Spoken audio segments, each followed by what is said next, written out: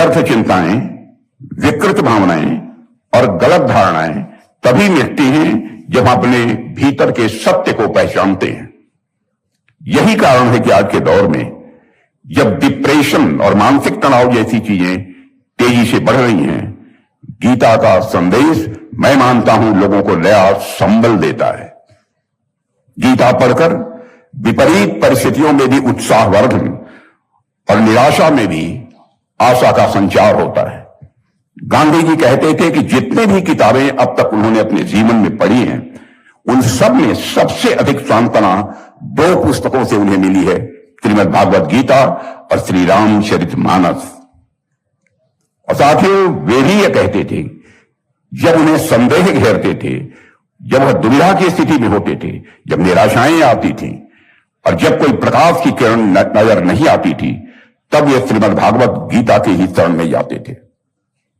इससे वे तुरंत सांत्वना पाते थे, उनके मन की शंकाओं का समाधान होता था।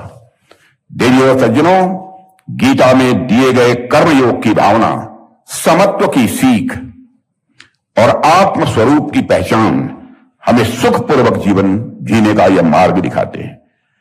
गीता न केवल आत्मचिंतन का मार्ग दिखाती है, बल्कि मैं मानता हूं कि मन की उलझनों को सुलझाने के लिए थेरेपी का भी काम यदि कोई करता है तो हमारी यह गीता ही करती है।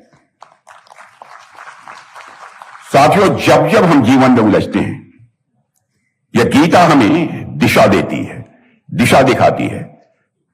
और अगर यह हम माने कि जीवन केवल एक बार मिलता है तो उसकी कीमत केवल हमारी उपलब्धियों से तय होती है, लेकिन जब हम जीवन को कई जन्मों की यात्रा मानते हैं तो सबसे महत्वपूर्ण हो जाती है प्रज्ञा, जिसे अंग्रेजी में विजडम कहते हैं।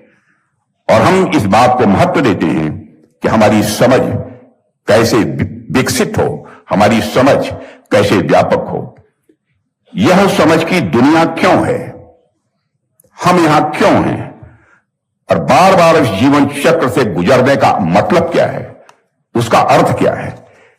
जब यह समझ विकसित हो जाती है, तब हम दूसरों पर नियंत्रण करने का प्रयास छोड़ देते हैं और मुक्त हो जाते हैं। हम संसार में फंसते नहीं हैं।